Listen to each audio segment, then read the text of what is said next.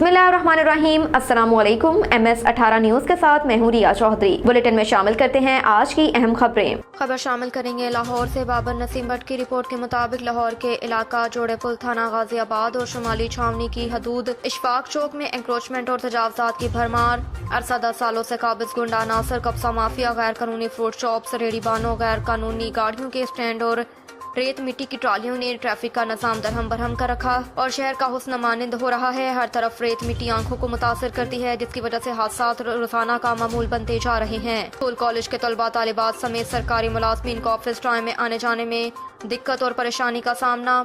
गुंडा अनासर कब्जा माफिया ने जोड़े पुल इशफाक चौक में कब्जा किया। Senior advocate high court Lahore Chaudhry Khalil Ahmed ने बताया कि असीस भट्टी टाउन समेत ट्रैफिक वार्डन इन कब्जा माफिया से रिश्वत वसूल करते हैं और प्राइवेट अफराद रोजाना की बुनियाद पर 100-200 रुपए तमाम रेहड़ी बानों और गाड़ी मालकान से रिश्वत वसूल करके जाते हैं, जबकि ट्रैफिक वार्डन की मिली भगत से तजावजात कायम है। ट्रैफिक वार्डन गैर कानूनी तरीके से खड़े होकर सादा लो अफराद के चालान करते हैं, जबकि कब्जा माफिया को खुली छूट दे रखी है।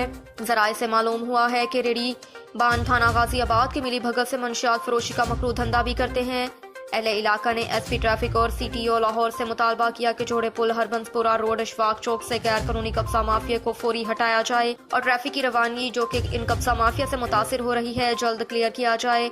MOR मेट्रोपॉलिटन कारपोरेशन लाहौर को भी इन कब्जा माफिया के खिलाफ नोटिस दिया जाए ताकि रिश्वत सतानी का भी खात्मा हो सके, आवाम को भी सुकून मुहैया हो। अब तक के लिए इतना ही। देखते रहिए MS18 न्यूज़।